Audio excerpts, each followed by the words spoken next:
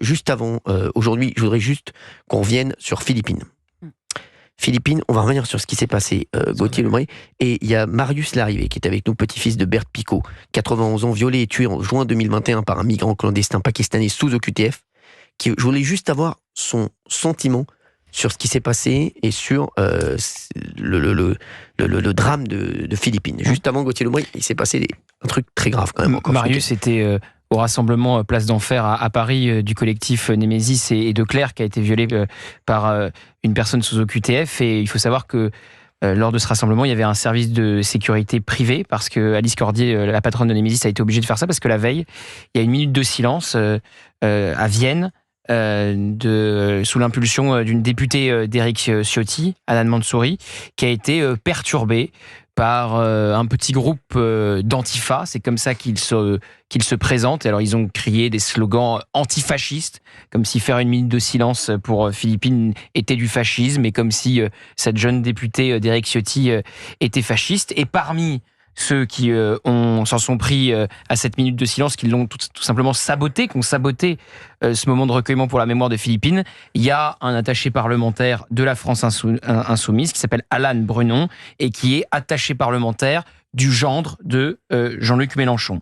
Et vous savez, Cyril, on a parlé de la visite d'Antoine Léaumont en centre de rétention administratif la semaine dernière. Bien sûr. Et on se demandait si la France Insoumise avait plus de compassion pour les OQTF en CRA ou pour Philippines. Alors, ça a choqué Antoine Léaumont, qui a demandé un droit de réponse le lendemain à Europe 1. Mais quand on voit qu'un membre de la France Insoumise, attaché parlementaire, va saboter une minute de silence pour Philippines, on est encore une fois en droit de se poser la question, pour qui va la compassion de la France Insoumise ? Exactement. Alors, Marius est avec nous, Marius Larrivé, donc je vous l'ai dit, petit-fils de Berthe Picot. Merci, bonsoir Marius, merci d'être avec nous. Votre grand-mère a été violée et tuée en juin 2021 par un migrant clandestin pakistanais sous OQTF. Quand vous entendez ce genre de discours et ce genre d'hommage qui est malheureusement perturbé par une petite bande je vais le dire, d'abrutis, hein, excusez-moi, pour moi c'est des abrutis, comment vous ressentez ça, surtout après le drame que vous avez vécu avec votre grand-mère ? Écoutez, déjà, je vous remercie de me donner la parole, parce que c'est effectivement un sujet qui m'a beaucoup touché. Bon, alors, il se trouve que le rassemblement qui a eu lieu dimanche, organisé par le collectif Némésis, moi on m'a invité la veille pour le lendemain. J'ai décidé le jour même de m'y rendre. Je connaissais pas le collectif Némésis, donc je suis allé voir sur Google. Je m'attendais à rencontrer une bande de fachos enflammés, parce que c'est un peu comme ça qu'on les décrit sur Internet.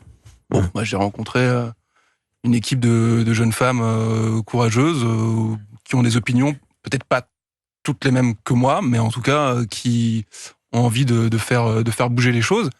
Et quand je vois des hommages saccagés comme celui de la veille, il y a c'est un mélange d'incompréhension, même pas de colère, parce que franchement j'ai honte pour ces gens-là. Sincèrement, je comprends pas. Je comprends pas ce qui se passe dans la tête de quelqu'un. En plus, on parle de gens. Enfin, il y a des profs dans le lot. Il y a des gens qui ont une responsabilité éducative. Et je comprends pas. Alors, en fait, si je commence un peu à comprendre.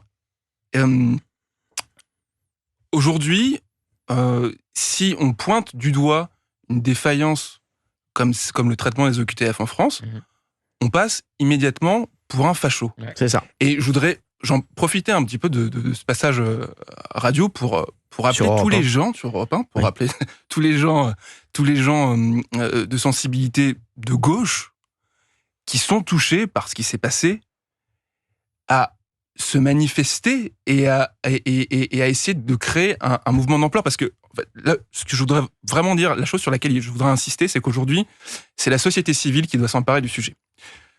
Moi, j'ai entendu les discours d'Emmanuel Macron en 2017, en 2022. En 2022, il a promis que 100% des OQTF seraient traités. D'accord ? Que les gens envers qui on avait prononcé une obligation de quitter le territoire français seraient renvoyés dans leur pays. On a un taux de 6% aujourd'hui en 2024, au bout de 2 ans. On parlait il y a 5 minutes, vous parliez du travail et des gens qui travaillent pas assez, mais n'importe qui, dans n'importe quelle boîte, je veux dire, s'il atteint 6% de ses objectifs, il se fait dégager, mais dans la minute. Donc, il faut arrêter d'être complaisant par rapport à ça. Je pense qu'au niveau politique, il y a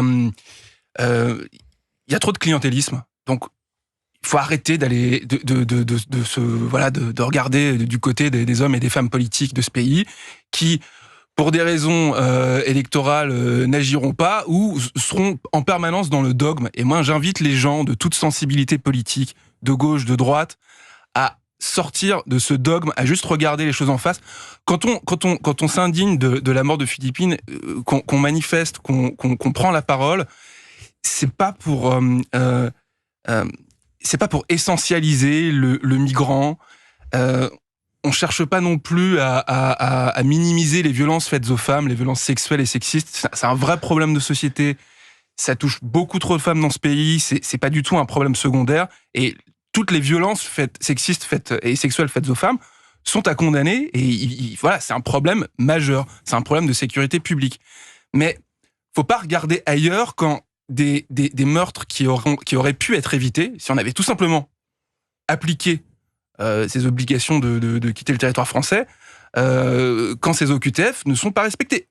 L'assassin de ma grand-mère était sous le coup d'une OQTF. Alors je rappelle que c'est Marius Larrivé que vous entendez sur Europe 1, petit-fils de Berthe Picot, violé et tué en juin 2021 par un migrant clandestin pakistanais sous OQTF. Il nous reste qui était récidiviste. Voilà, qui était récidiviste. Voilà,